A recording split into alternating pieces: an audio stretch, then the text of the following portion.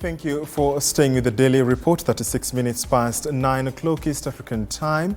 Time now for that important conversation, as I promised you on the Daily Report, where we look at Kenya's foreign policy and we ask which way Kenya. My guests tonight are two gentlemen, not new to your faces. And of course, as I did tell you, they are very well versed and well informed on matters of foreign policy and international relations. To my immediate left is Stephen Ndengwa, Executive Director, South-to-South Dialogues. Thank you so much for joining us, Stephen. Thank you so much for having me. Brilliant. And Paul Aginah, an international relations expert and also pursuing your PhD at the University of Nairobi. Thank you so much. Brilliant. Thank you so much, gentlemen, for joining us. And I want to begin by picking your minds. You've seen what is happening. There is the Haiti conversation of sending our police officers to Haiti, but we've seen what is happening to them locally. What do you make of what do you make out of that? Okay, I think what is happening locally to the police is child's play if you compare to what could potentially happen to them in Haiti. Okay. I don't know, maybe there's something that the government knows and the US knows that we don't about security in Haiti. But if you're going by what we read in the media reports, since we are not there and we don't have agents there, it's going to be quite dicey to have security forces there. And already there's bad blood that has been created within the citizenry about the Kenyan participation in the security of Haiti. So I have no judgments to make, but my hunch is that it could be a killing field for our police. But I will leave it at that. No, you leave it at that. Yes. And we've seen the situation that happened, yesterday with that police officer as well, and also the treatment, the viral picture, the trending image. I think the police are surprised that we love them. We actually love our policemen. It's just that, of course, they have their own feelings.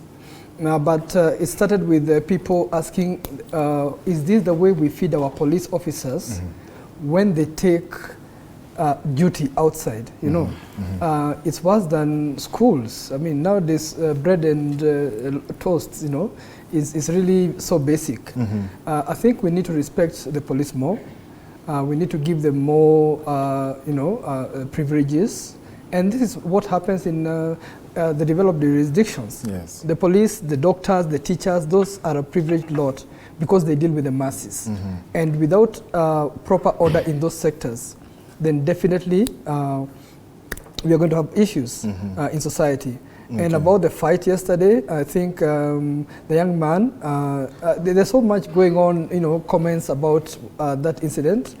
But for me, is that the young man was misguided. He should not have, I don't know where he got the guts anyway. I saw him being asked by the DCI, do you have a training camp? Because even then they were like, a 19-year-old, where do you get the guts to face a policeman? So they're saying it's about Gen Zs and all that. But I think, I don't know, even me, I'm lost because not that my kids are perfect or anything, but I think that one was quite overboard. Overboard. Yes. And uncalled for. I could hear you whispering and laughing again. Yeah, on Haiti and what is happening also locally. I think, let me start with what is happening locally because charity begins at home before we go global. Yes. The young man, Ian Joroge, from where I stand, went overboard. Remember, this is a country that is governed by rule of law. And the police are the enforcement officer whom have been given the mandate to ensure that we are safe. There is law and order within our territory. Therefore, seeing a young man who should actually be really working very hard to achieve his dream, kicking a policeman, I think that was really dejecting, devastating, and even embarrassing to our men in blue. So I think that is something that right now I can't really comment much about the same because let the rule of law take its course because it's a matter within the court of law. And I expect justice to be served. Okay. And to the police who was hurt, I hear he's in one of the hospitals within the city. We wish him a quick recovery. Brilliant. And in the meantime, President William Ruto has been on traveling mode It is, summer is approaching, and of course, travels are quite high. If you look at his chest. The flying president. Let's look at the U.S. In a nutshell, Atlanta and now Washington, D.C., the according of this state visit. In a nutshell, what did you make of that state visit?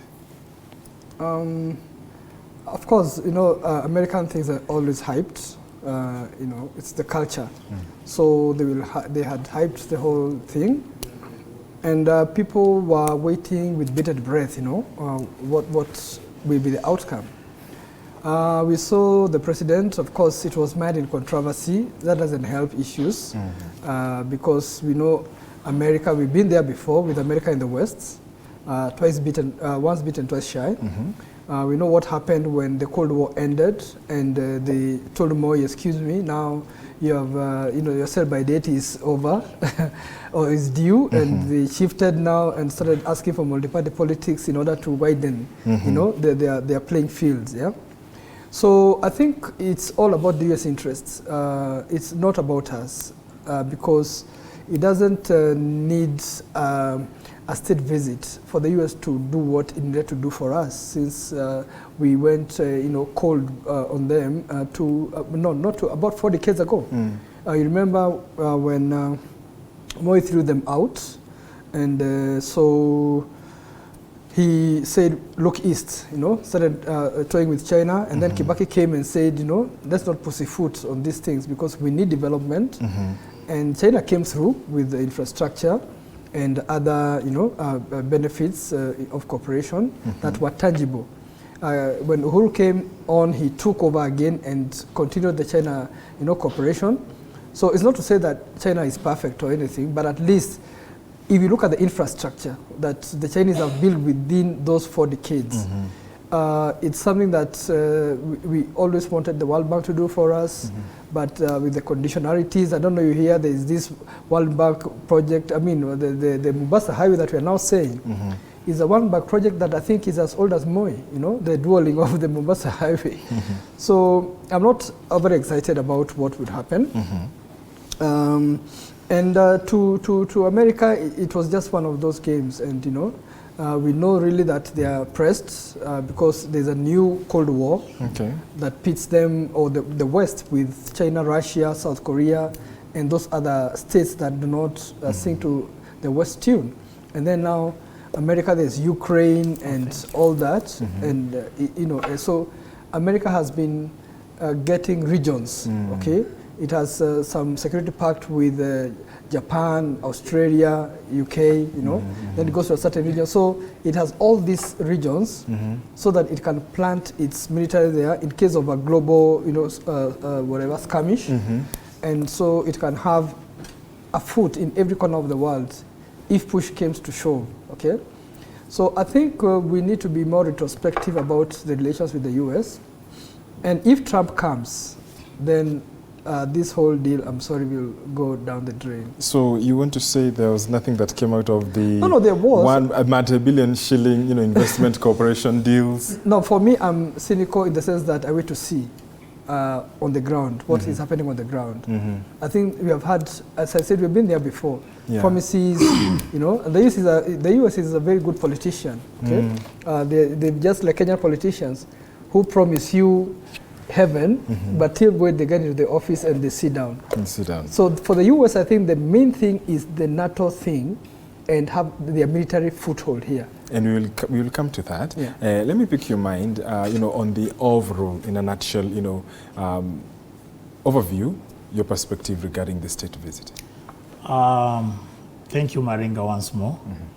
From where I sit, number one, there's no weak player in the international system.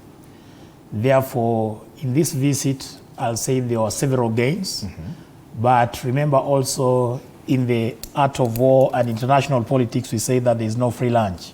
If you can borrow from Robert Greene's 48 Laws of Power. Therefore, it's a give and take kind of scenario. And McHugh, if you look at the international system, what runs the show is state interest. Therefore, the question should be, was Kenya able to achieve some of her interests? And was US also able to achieve the same. So looking at it, I think there are several gains. For example, if you look at the 477 billion road initiative that is from Mombasa to Nairobi, 4 to 6 lane. Well, in the meantime, we don't know when the project shall commence, but looking at it from the long-term perspective, it will be beneficial because that's infrastructural development within the country. Apart from that, of course, there are questions here because they are talking of running it for another 30 years, something that also may bring some squabbles within the country. But we're yet to wait and see that. Another gain, if you're keen enough, you realize that 60 Kenyans will be given scholarships there for about 6 weeks to go and study in the US.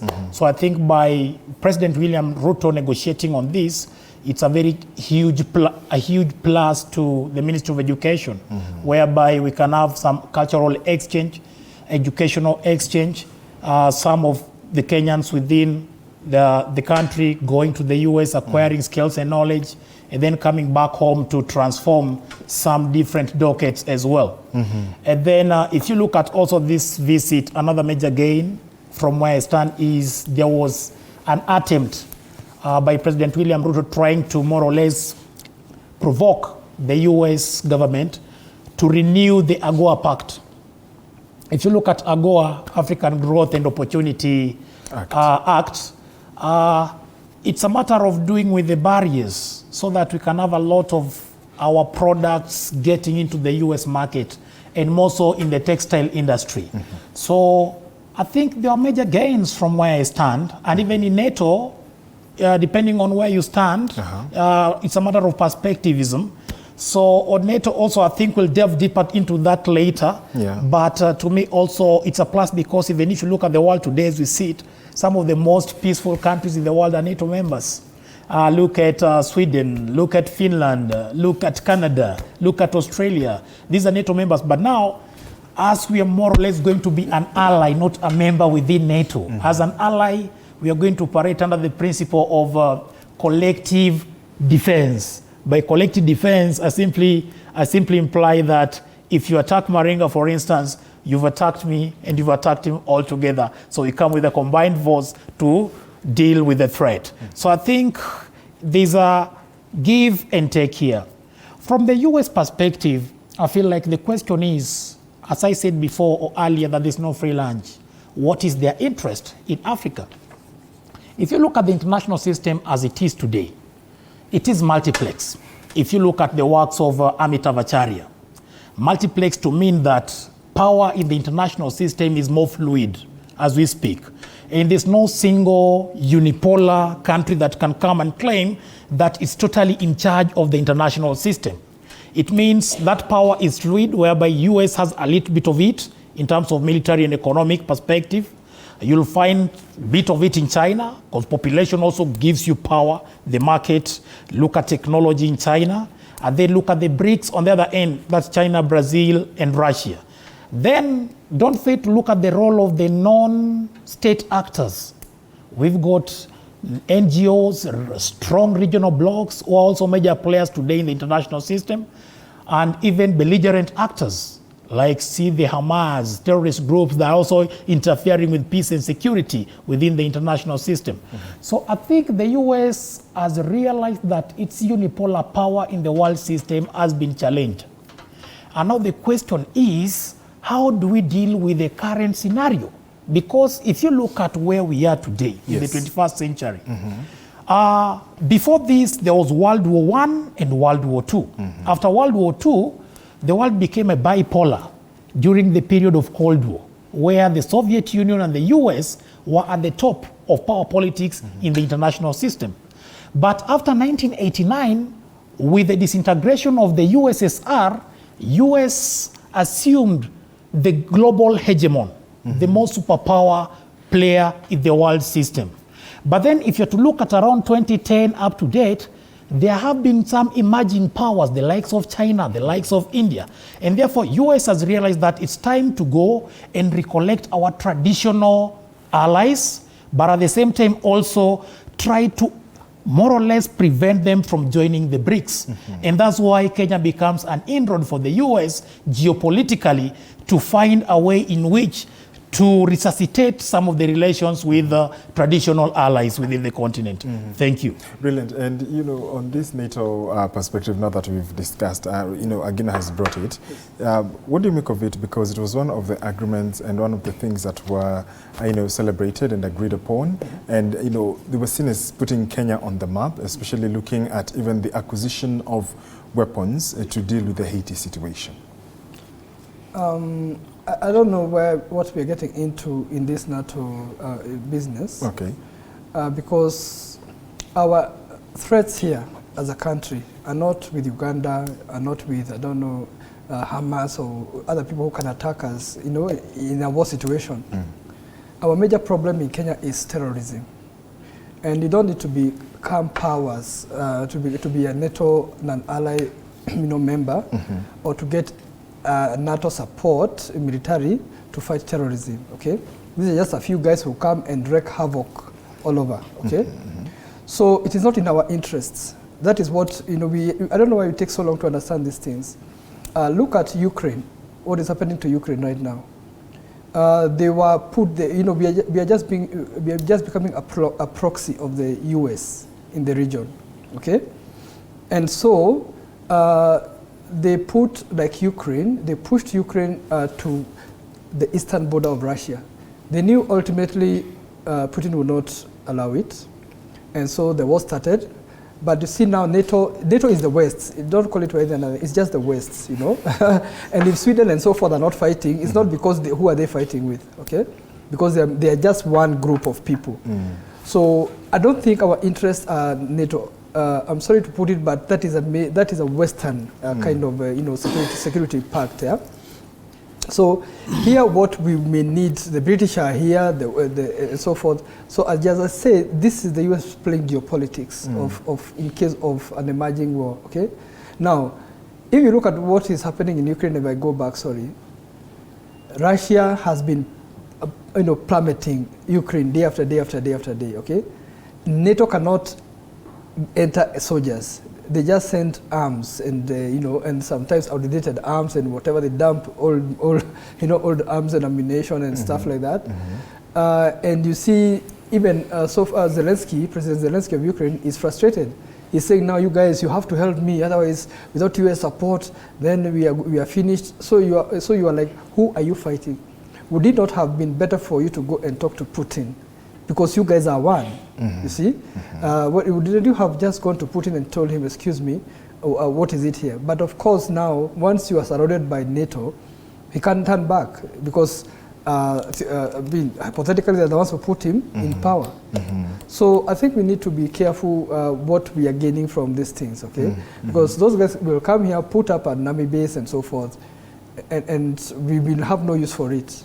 Okay. Yeah, one of the cooperation agreements was that the extension of the Manda base in the coast. Yes. In return, earlier on, we did see, especially because the visit to the Pentagon was the last assignment for the president. Yes. You know, they celebrated, rather, they looked at the issue of the 3 military officers from the Kenya Defense Forces who are receiving training in the US in the 3 bases. When you look at such cooperation agreements, do you think, in terms of like beneficial, how mutual is it? In the wake of the NATO, non-NATO ally, you know, agreement and, you know, that signing that occurred? No, good question. Yeah, how mutual is it? You see, that's what we should be asking ourselves. Because all they said was bringing military guys here to DOD and everything, and then they're bringing them to very strategic, you know, areas of our military. So they pick intelligence from those people, you see. So we are ceding our independence, whether we like it or not. Is that so? Yes, we are ceding our independence, and sooner or later, now we just be a puppet because they have known your structures, so they just be nowhere to pull, and then we have to dance to their tune. Puppet is such a strong word. No, it is. It is. As a country, I think we are just becoming, you know, a client state. So you, just like economically now, if you look at the taxes that we are having, yes, it is not that maybe IMF and World Bank say go and tax these guys this way, but they give you a target. And so you disenfranchise your people because you want to please foreigners. I think that's where we go wrong. And I think we need to take the attitude of people like Niger, and you know, those young boys who are taking over power there. You want Kenya to have a coup? No, not a coup. I mean, Okay. leaders who are resolute about where they want their people to be. So let's not use poverty and things like that to sell our soul, okay? Let's just say we are not going to engage. We know we are rich. We have the resources. So if you don't want to engage with us, you can go. But our resources are not going to go for a song, okay? So yeah, because all of a sudden there's this thing of Africa, you know, everyone wants a piece of Africa. President Ruto is now in South Korea, he's in Italy, you know, those guys are beckoning. So there's a scramble for Africa, but we are the ones who are not seeing it, you know. So there's a joke that is going like, everyone is looking to Africa, you know, for its resources, but Africa is looking up to heavens, you know, to go to heaven. So you're like, you know, who's fooling who, you know? Yes. Yeah. You know, Aginah, what are your comments? You know, he has poked quite some holes. Yeah, sure, but no problem. Yes, I've heard where my brother is coming from, and is bringing the what we call neo-colonial debate. Neo-colonial debate in that, well, we attained independence, yes, but despite the fact that we attained independence, we are still more or less held by the big brothers. That is black skin, white mask, if you can quote from Fans Fanon. So from where I stand, looking at the military pact, the NATO agreement, number one, if you look at it, the truth of the matter is in the international system is whoever controls the piper calls the tune. And for example, let me give a scenario of you from where you come from, your household. You may be 7 or 6 siblings, but you'll find that that sibling who is economically stable, financially independent, calls a lot of shots within that neighborhood as compared to probably, quote unquote, that who is less fortunate. And that is actually what also happens in the international system. You find that your power within the international system also depends with your economic might, your military might, your ability to use your soft power, which right now the US is also trying to use that soft power, and also borrowing from the Chinese Belt Road Initiative by coming up for the first time you're seeing a road initiative getting into Kenya. So this pact, this cooperation will be vital in this manner in the Kenyan context. Yes. Our military men are likely to acquire skills and knowledge from the Western world, and specifically the US. Then apart from this also, remember during that trip as well, the president was given 16 helicopters, if I'm not wrong. These were military helicopters to also assist in the fight and maintenance of Kenya's sovereignty and territorial integrity, which is one of our key pillars within, our key principle within our foreign policy. So I partly agree with what he's saying in that at this time we should be more independent. We should be able to decide how we want to run our affairs, both domestically and internationally. Absolutely. But then, yeah. Okay. So I want us to, you know, take a pause on that because we need to take a short break. And then when we come back, we delve now into the benefits. We did see the 150 mine-resistant ambush-protected vehicles scheduled for delivery in 2024 September. 8 utility helicopters to be delivered in September 2024. 8 light utility helicopters to be delivered by early 2025. We will also interrogate that after this short commercial break. You're watching the Power and Politics segment right here on the Daily Report. You're back in a few minutes. Do stay there.